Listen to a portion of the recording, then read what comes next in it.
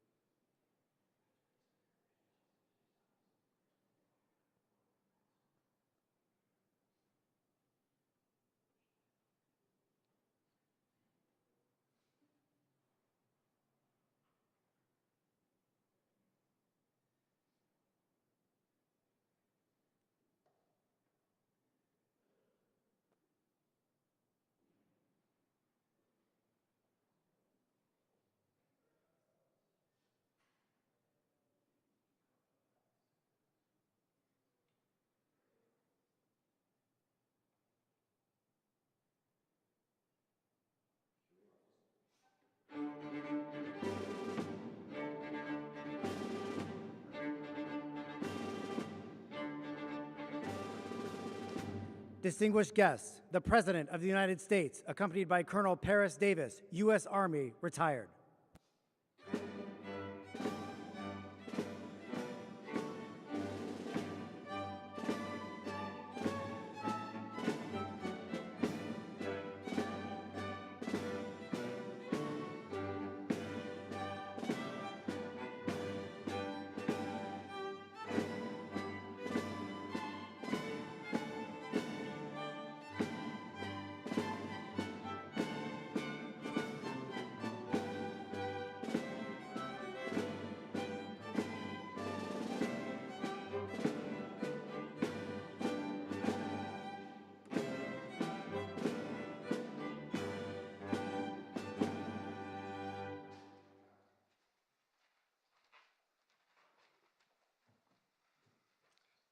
The psalmist of old writes, "Praise be to the Lord my rock, who trains my hands for war, my fingers for battle.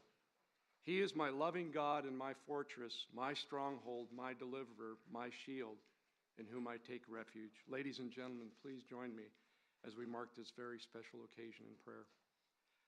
Almighty God, author of liberty and champion of the oppressed, I praise you for the life, heroic leadership, and distinctive service of your humble servant, Colonel Retired Paris D. Davis.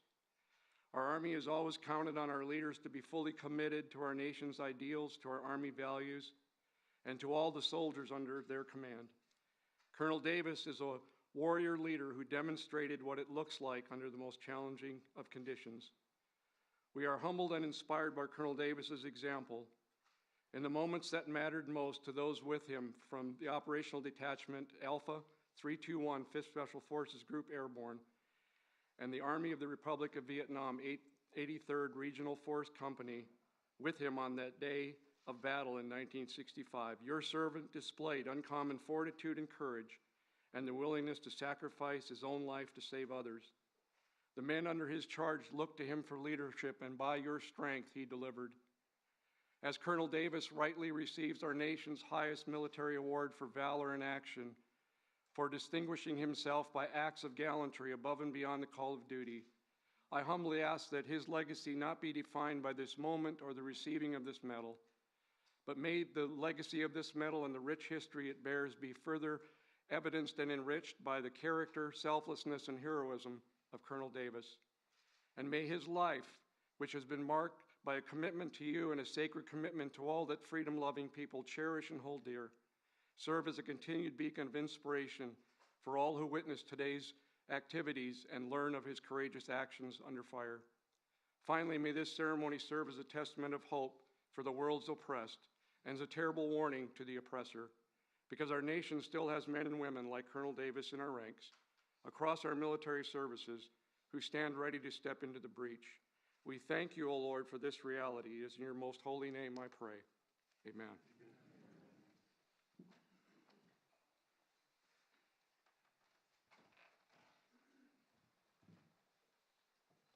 Please be seated.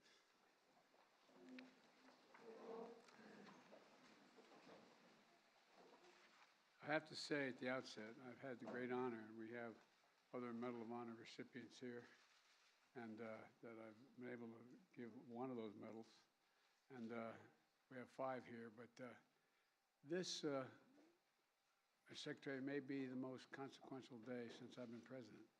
It's an incredible man. 158 years ago today, in this White House, President Lincoln was putting the final touches on his second inaugural address.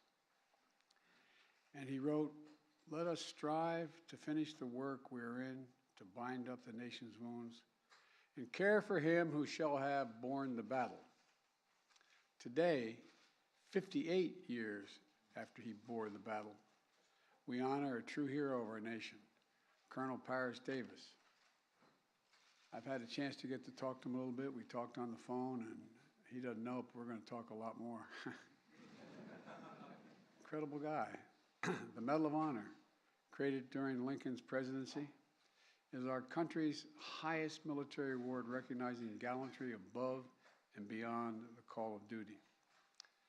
That word gallantry, it's not much used these days, gallantry.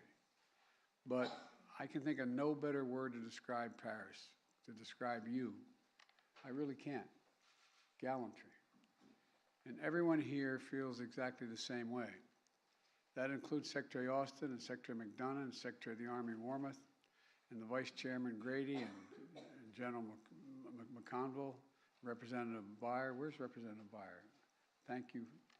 Thank you for pushing this a little bit. Appreciate it. For joining us today.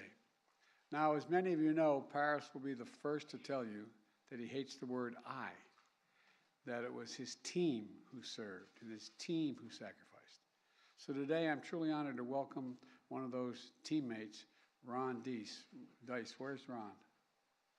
Ron.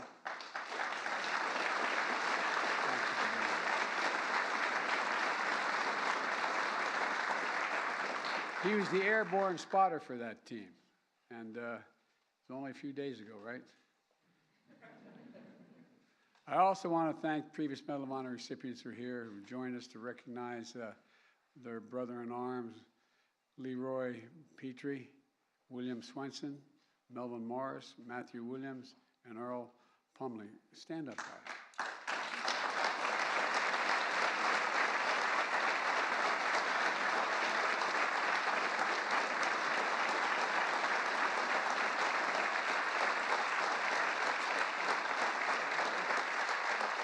You're looking at courage in the flesh. And finally, Reagan, Stephanie, Paris, you already know this, but your dad was a hero, but he didn't have to win this medal for you to know that. You knew it all along. You really did, didn't you, when you were kids? You knew growing up. And, and like you, I wish your brother Christopher was still with us to see your dad's finally recognize his story. It's a story that didn't just begin in the Vietnamese village 58 years ago. Instead, picture Paris in 1956, the son of a Midwestern foundry worker, starting his first year at Southern University in the heart of Louisiana. The college football team quickly noticed that Paris had the grit and the guts it needed on the team.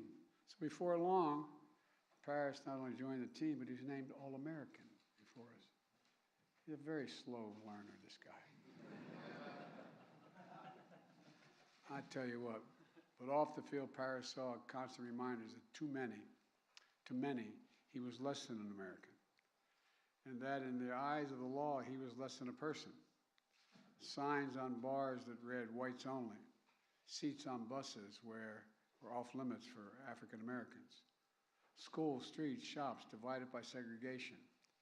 Paris endured all of this and still chose to join his college ROTC unit, volunteering to serve a country that in many places still refused to serve people who looked like him. Right away, it was clear that Paris was a born warrior. He became an Army Ranger. Then he jumped at the chance to join the Green Berets, becoming one of the nation's first black Special Forces officers. Paris liked the Green Berets because they were elite. It wasn't just, as Paris once said, Joe here, Joe there. By the way, it didn't offend me you said Joe here, Joe there. You know what I mean? That didn't bother me.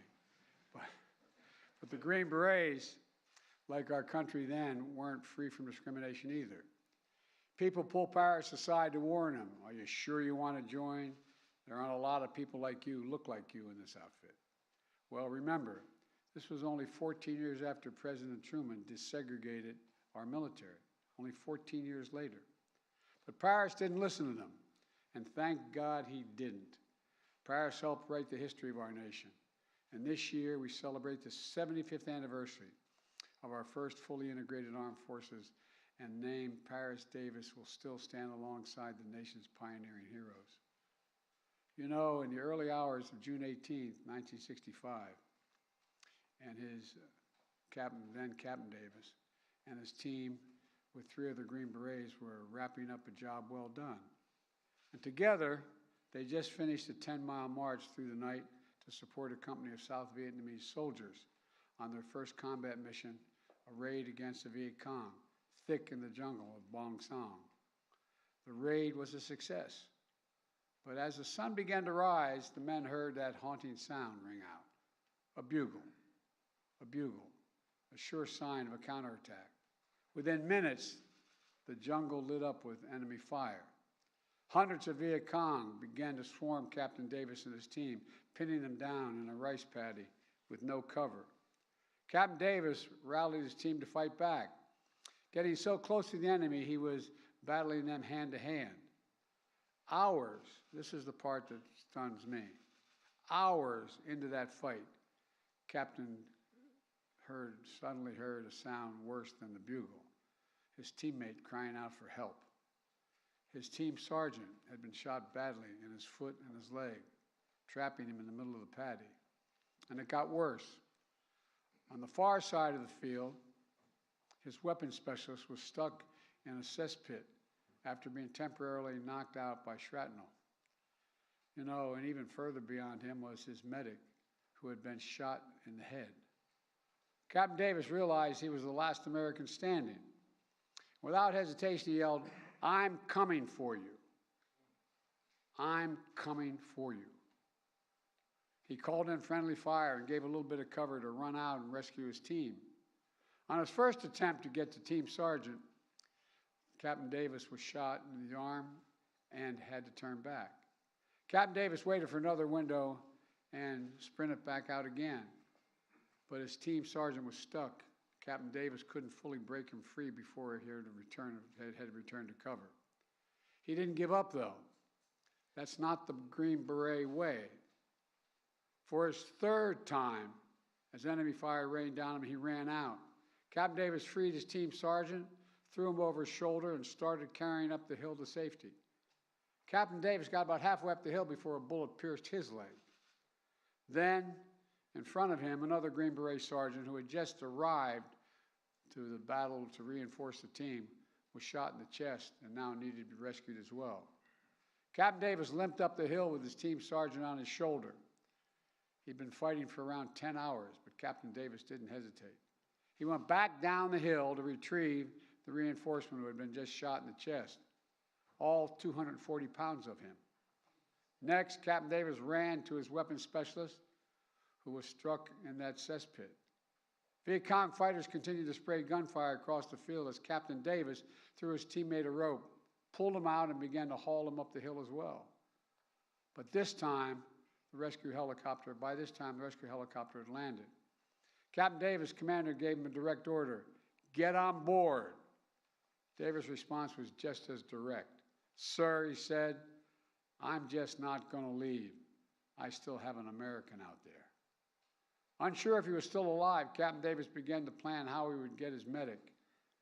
Just the day before, the medic had found out he was the good news. He was a new father. His wife had given birth to their first child. Captain Davis was going to give him a chance to see his baby boy. He pinpointed the medic's position and began crawling toward him, with gunfire and grenades still exploding around him. When he got there, the medic, still alive, asked him, "Am I going to die? Am I going to die?" Captain Davis said, "Not before me." Still fending off the Viet Cong assailants, Captain Davis hauled his medic up the hill. And nearly 20 hours later, after that bugle first rang, Captain Davis had saved each one of his fellow Americans. Every single one. Just as the story of Paris Davis did not begin on June 18, 1965, it does not end there either. Captain Davis went on to become Colonel Davis, serving more than 25 years in our military and earning a PhD on top of that. He received the Silver Star, the Bronze Star, the Air Medal, the Purple Heart. And even after he hung up his uniform, the captain continued to serve the community, founding the Metro Herald, a newspaper that focused on his local community and civil rights issues. I wish I could say that this story of Paris' sacrifice on that day in 1965 was fully recognized and rewarded immediately. But sadly, we know they weren't. At the time Captain Davis returned from war, the country was still battling segregation.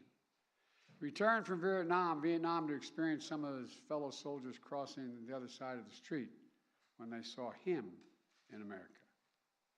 And although the men who were with him on that June day immediately nominated Captain Davis to receive the Medal of Honor, somehow the paperwork was never processed. Not just once, but twice. But you know what Captain Davis said after learning he would finally receive the Medal of Honor? Quote, "America was behind me. America was behind me." He never lost faith, which I find astounding.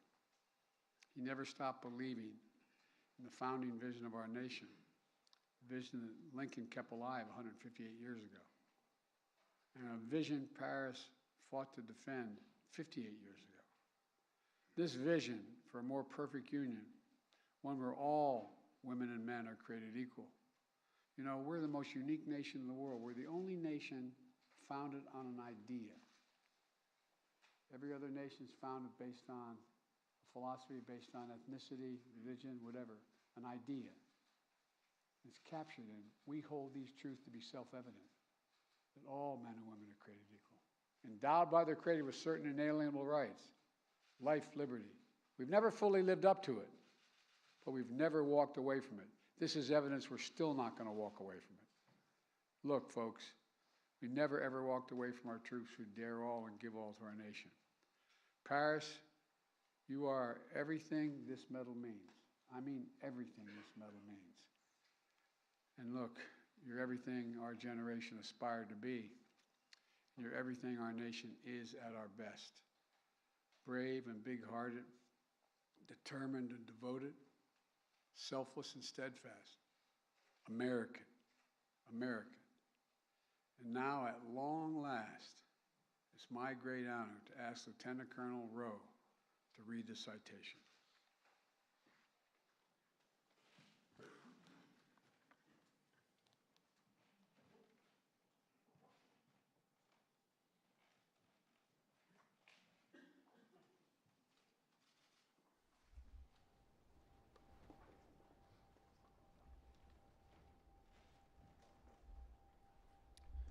The President of the United States of America, authorized by Act of Congress, March 3, 1863, has awarded in the name of Congress the Medal of Honor to Captain Paris D. Davis, United States Army, for conspicuous gallantry and intrepidity at the risk of his own life above and beyond the call of duty. Captain Paris D. Davis, Commander, Detachment A321, 5th Special Forces Group Airborne, 1st Special Forces, distinguished himself by acts of gallantry and intrepidity above and beyond the call of duty while serving as an advisor to the 883rd Regional Force Company, Army of the Republic of Vietnam, during combat operations against an armed enemy in the vicinity of Bong Son, Republic of Vietnam, on June 17 through 18, 1965. Captain Davis and 3 other U.S. Special Forces advisors accompanied the Vietnamese 883rd Regional Force Company on its first combat mission, a daring nighttime raid against a Viet Cong regional headquarters housing a superior enemy force. Captain Davis' advice and leadership allowed the company to gain the tactical advantage, allowing it to surprise the unsuspecting enemy force and kill approximately 100 enemy soldiers. While returning from the successful raid, the Regional Force Company was ambushed and sustained several casualties. Captain Davis consistently exposed himself to the hostile small arms fire to rally the inexperienced and disorganized company. He expertly directed both artillery and small arms fire, enabling other elements of the company to reach his position. Although wounded in the leg, he aided in the evacuation of other wounded men in his unit, but refused medical evacuation himself. Following the arrival of air support, Captain Davis directed artillery fire within 30 meters of his own position in an attempt to halt the enemy's advance. Then, with complete disregard for his own life, he braved intense enemy fire to cross an open field to rescue his seriously wounded and immobilized team sergeant. While carrying the sergeant up a hill to a position of relative safety, Captain Davis was again wounded by enemy fire. Despite 2 painful wounds, Captain Davis again refused medical evacuation, remained with the troops, fought bravely, and provided pivotal leadership and inspiration to the Regional Force Company as it repelled several Viet Cong assaults on their position over a period of several hours. When friendly reinforcements finally arrived, Captain Davis again refused medical evacuation until he had recovered an U.S. advisor under his command who had been wounded during the initial ambush and presumed dead. While personally recovering the wounded soldier, he found him severely wounded but still clinging to life. Captain Davis directed the helicopter extraction of his wounded colleague, not leaving the battlefield himself until after all friendly forces were recovered or medically evacuated. Captain Davis' heroism and selflessness, above and beyond the call of duty at the risk of his own life, are in keeping with the highest traditions of military service and reflect great credit upon himself, his unit, and the United States Army.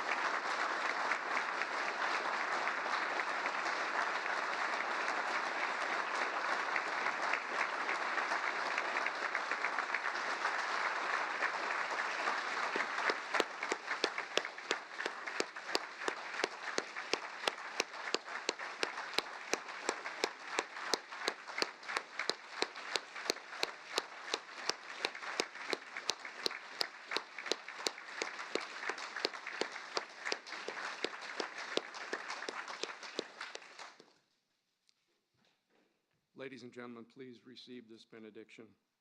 Gracious and everlasting God, as we depart this ceremony, inspired by the courageous actions of Colonel Davis, help us to follow his selfless example as we serve our nation's people. May our participation in today's ceremony, coupled with the strengthening and shaping of your spirit to compel us to live lives of integrity and valor for the good of the nation, for the good of our families, and for the good of humankind around the world. Bless and protect our armed forces as they preserve our precious freedoms. Keep the lamp of liberty burning bright on the United States of America and our allies around the world. And grant us all your grace to meet the challenges ahead, the strength to overcome every obstacle, and impart to us the wisdom and the will to do justly, to love mercy, and to walk humbly before you all the days of our lives. It is in your most holy and precious name I pray. Amen.